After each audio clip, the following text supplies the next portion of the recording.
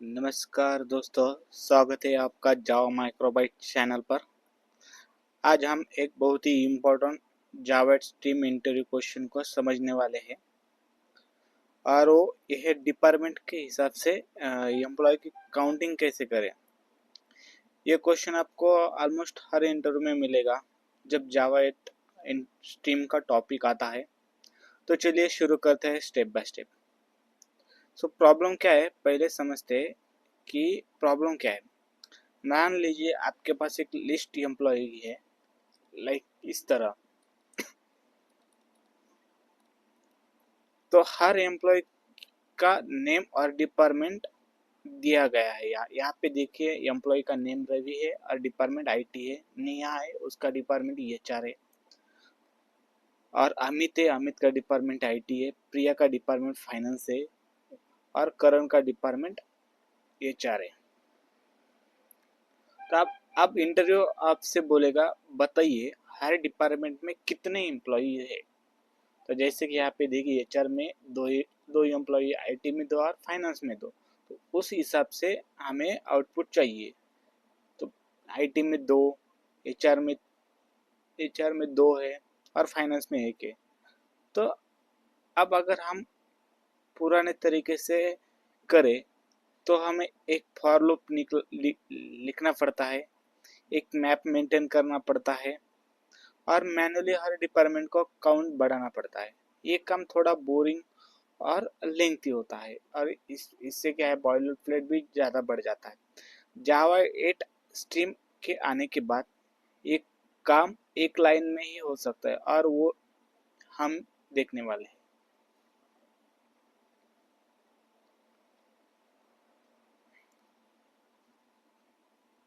तो यहाँ पे देखिए हमने क्या एक दो वेरिएबल लिया है, नेम नाम का और एक डिपार्टमेंट नाम का।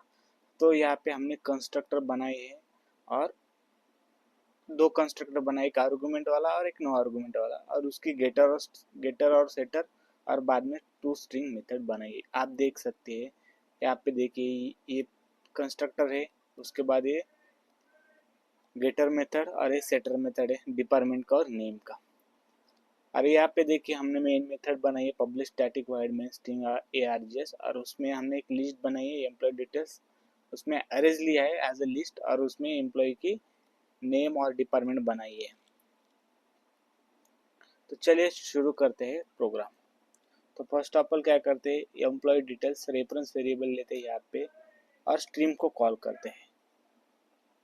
स्ट्रीम, तो ये स्ट्रीम क्या करता है, ये लिस्ट को स्ट्रीम में कन्वर्ट करता है।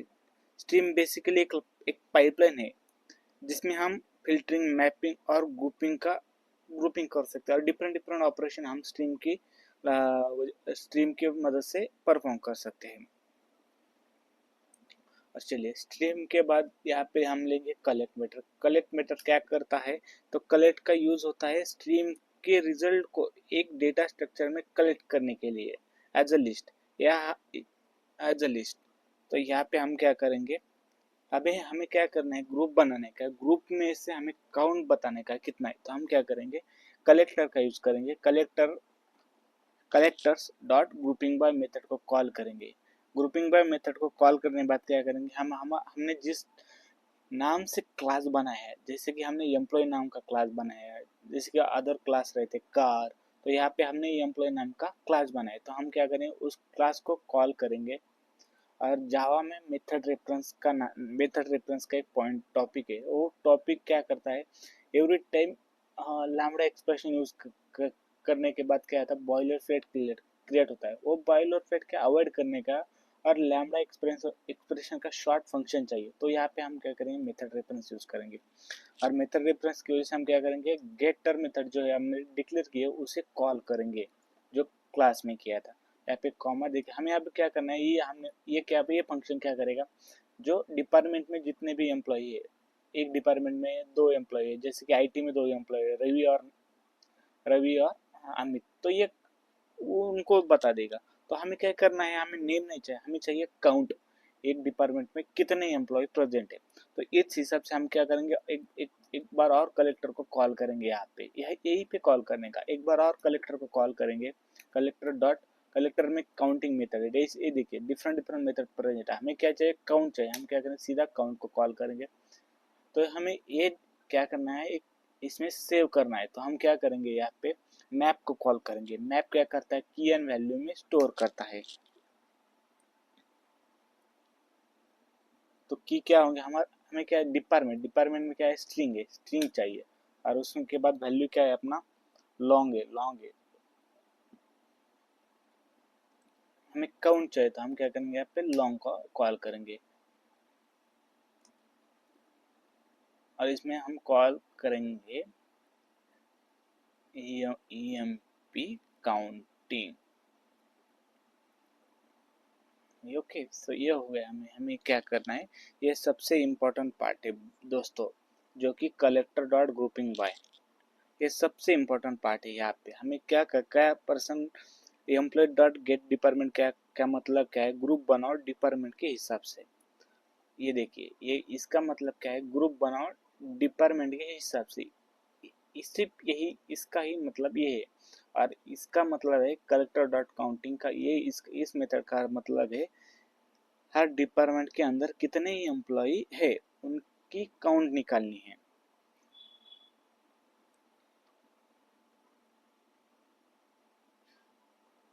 तो चलिए हम क्या करेंगे, प्रिंट करेंगे इसे अभी।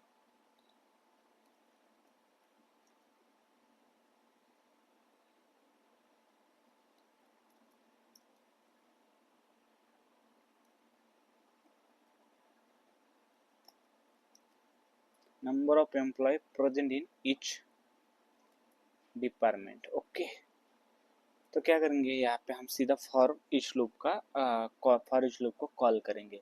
एवरी टाइम डायरेक्ट प्रिंटिंग की वजह से क्या होता है, वो पूरा एक हो जाता है। तो हम फॉर एक लूप से अच्छे से प्रिंट करेंगे। Employ dot counting for each, इसमें क्या करेंगे, DEPT department count. Okay, system dot out dot print DEPT department plus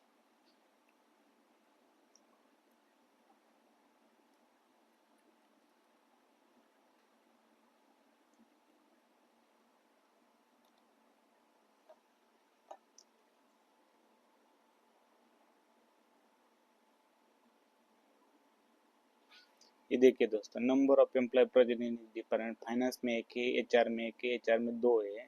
actually वो ऐसा प्रिंट हो गया।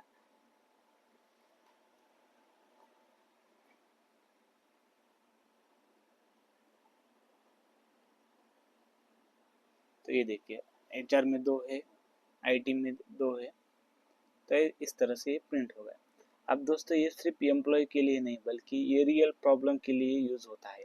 जैसे कि स्टूडेंट को उनके ग्रेड के हिसाब से काउंट करना है। जैसे स्कूल में रहते हैं डिफरेंट A+ में एक कैटेगरी, अब एक A+ ए कैटेगरी में है, B+ बी कैटेगरी में। दोस्तों, आप क्रिकेट खेलते हैं तो क्रिकेट में देखिए BCCI ने डिफरेंट टाइप के कैटेगरी बनाई, A+, बी ऐसे कैटेगरी में प्लेयर को डिवाइड करके उनका पेमेंट कर देता है। अगर दूसरा रियल वर्ल्ड यूज केस देखिए, प्रोडक्ट को कैटेगरी के हिसाब से काउंट करना है, ऑर्डर को स्टेटस के हिसाब से काउंट करना है, पेंडिंग है क्या, कंप्लीटेड है क्या, कैंसिल है क्या। और सबसे इम्पोर्टेंट बात यह है कि आपको मैनुअली लूप्स लिखने की जरूरत नहीं, एक ही लाइन में, ये सिर्फ एक ही लाइन में काम हो जाता है। तो हर तरफ फॉर लूप और काउंट, मैनुअली काउंट बढ़ाने की जरूरत नहीं है। तो इंटरव्यू में अगर आपसे पूछा जाए how do you count element by category in Java, तो ये सिंपल मेथड है, सिंपल वन लाइन आंसर है, सिर्फ ध्यान में रखने का है। और ये एम्प्लॉय का क्लास बना के सीधा ये यही अप्रोच बता देने का है, इंटरव्यू में लिख के बता देने का, कैसा इंप्रेशन बढ़ जाता है। तो आप कॉन्फिडेंटली बता सकते हो कलेक्टर डॉट ग्रुपिंग बाय और properties like collector dot grouping by employee dot get department and collector dot counting, ये एक ही लाइन का आंसर इंटरव्यू को इम्प्रेस कर देगा। तो दोस्तों आज हमने देखा है कैसे हम जावा 8 स्ट्रीम का यूज़ करके एम्प्लॉय को डिपार्टमेंट के हिसाब से काउंट कर सकते हैं। इस तरह से क्वेश्चन इंटरव्यू में बहुत पूछते हैं। अगर आपको वीडियो पसंद आए तो एक लाइक करें, अपने दोस्तों के साथ शेयर करें और चैनल को सब्सक्राइब करें जावा माइक्रोबिट। और आज हम नेक्स्ट वीडियो में हम देखेंगे कि जावा 8 इंटरव्यू के क्वेश्चन। चलिए दोस्तों, थैंक यू, बाय। सब्सक्राइब कीजिए, लाइक कीजिए और शेयर कीजिए जावा माइक्रोबाइट को। Thank you, bye.